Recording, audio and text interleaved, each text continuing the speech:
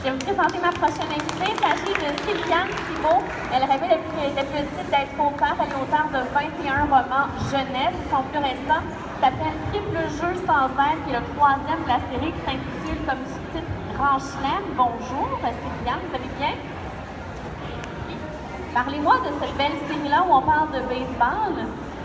Oui, alors bonjour tout le monde, bonjour. Je peux répondre. Alors, cette série-là de baseball, donc Triple jeu sans aide, c'est venu d'une idée dans la maison d'édition où c'est publié, aux éditions du Phénix. C'est qu'il y avait beaucoup de romans de sport. Entre autres, on a des romans de hockey, on a des romans de soccer et tout ça, c'est ce qui est très bien. Et dans un salon du livre, je me suis mis à jaser avec des amateurs de baseball qui sont venus voir et qui disent « Est-ce que vous avez des romans de baseball? » Il n'y en avait pas. Et moi, je suis une très, très grande partisane et justement, on s'en attend pas. Peut-être qu'au premier abord, on se dit pas, hey, elle a joué au baseball, tu sais. Mais tu jouais quand tu étais petite? Un petit peu. J'ai joué, j'étais receveuse. Demandez-moi pas de le faire aujourd'hui, j'ai plus les genoux. Mais donc, voilà. Et j'ai dit, bien, je me suis tournée vers mon éditrice et j'ai dit, c'est vrai, ça manque des romans pour les amateurs de baseball. Donc, moi, je fais partie. J'ai créé Triple jeu sans aide et j'ai dit d'emblée, ce sera une trilogie. Ah oui? Ah oui, moi, quand à faire quelque chose, je vais jusqu'au bout. Triple jeu sans aide, 3 romans. Et après, j'ai commencé à réfléchir à ce qu'il y aurait dedans. Et j'aimerais ça savoir, comme tu savais dès le départ qu'il allait avoir 3 tomes, est-ce que tu as fait un plan et tu savais qu'est-ce qui allait se passer dans chacun des tomes? Écoute, honnêtement, si j'étais à l'école, dans les animations scolaires, c'est l'endroit où les enseignants, des fois, m'aiment moins. Parce que celui-là, non, je n'avais pas de plan. Moi, je me suis embarquée avant d'avoir le plan. Mais ce qui est merveilleux quand on fait ça, c'est qu'on peut se laisser transporter par une histoire. Et l'histoire même, des fois, nous joue des tours. Oui, j'avais une idée de base, mais là, j'ai créé le personnage. J'ai dit, tiens, je vais mettre en scène un jeune japonais, Kenjiro Hayashi, parce qu'au Japon, ils adorent le baseball. Oui. Ce sont des très, très grands fans. Et j'ai dit, alors, on a le personnage principal. Qu'est-ce que je vais lui faire vivre? Et c'est comme ça que j'ai fonctionné au fur et à mesure. Vraiment de l'écriture. J'avais pas un plan détaillé, j'avais une idée de base, où est-ce que je voulais aller. Ensuite, j'ai laissé l'histoire me porter. L'histoire, finalement, Kenjiro a pris le dessus, on dirait, sur moi. Ça raconte quoi un peu pour donner envie aux gens de se procurer la série? Ben oui, certain. Alors, dans le premier, ça s'appelle le circuit de Kenjiro. Alors, Kenjiro, c'est le jeune garçon qui a 11 ans. Il habite Tokyo au Japon.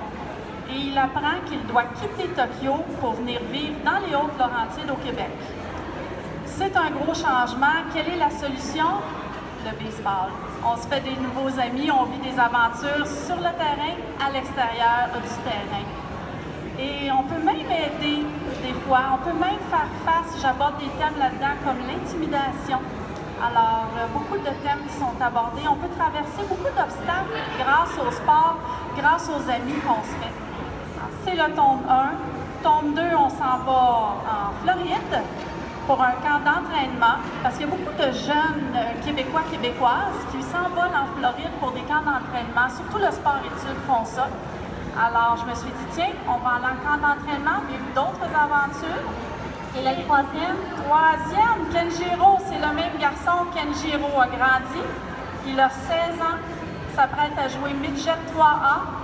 Malheureusement, il y a un accident très grave qui se produit. Est-ce qu'on peut réaliser nos rêves malgré les obstacles? Et finalement, est-ce que ces obstacles-là peuvent servir de tremplin pour quelque chose d'encore mieux? Pourquoi pas? Et Céliane, est-ce que c'est plus pour les garçons ou ça va être autant pour les filles, cette série-là? C'est autant pour les garçons que pour les filles, parce que j'ai les personnages. Oui, le personnage principal, c'est un jeune garçon, mais j'ai fait jouer des équipes mixtes. Donc, on a des filles, on a des garçons, on a de tout là-dedans, vraiment. Et j'ai même dans les salons du livre, dans les librairies, quand j'ai des présences, j'ai des jeunes filles qui viennent et sont tellement contentes. Ah oui? Oui, de voir quelqu'un qui a pensé à elle aussi. Parce qu'il y a des jeunes joueuses de baseball. Une jeune fille, j'en ai une, 15 ans, et qui s'apprêtait justement à entrer dans la catégorie Midget 3A. 3A, j'ai dit. cégep 3A. Et les yeux qu'elle avait, enfin, mon sport avec des filles. Donc, filles, garçons, aucun problème. Et Sylviane, es-tu déjà en train de penser au prochain roman jeunesse que tu vas écrire? Oui, absolument. Ben, moi, j'en ai 2 qui sont en attente de publication. Ah oui? Alors là, c'est très, très différent. Je m'en vais en Afrique avec, je mets en scène pour la première fois que des animaux. Alors, ça va s'appeler Le Trésor d'Azan. Azan est un éléphant. J'ai aussi la suite des Tartelettes de Bernadette, Chef la Lancette contre Bernadette. Et par la suite, je retourne vers mon petit côté obscur. Oui. J'ai commencé dans les histoires un peu pour les plus grands. Alors oui, j'ai déjà écrit une histoire d'épouvante et je retourne dans le fantastique pour les plus grands également. Oui. Et série policière et épouvante. Et on va pouvoir lire ces nouveaux ouvrages-là quand? Est-ce que tu le sais? C'est en attente? C'est en attente. Il y en a un, normalement, c'est à l'automne prochain. Donc, celui qui met en scène le jeune éléphant, Azan, ce sera à l'automne prochain.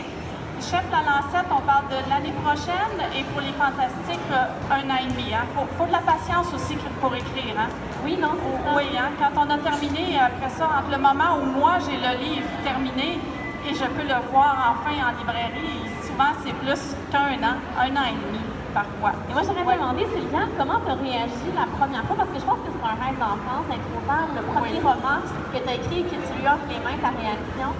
Honnêtement, je ne suis pas gênée de dire que j'ai pleuré. Ah oui? Mais de joie, mais c'est venu tout seul.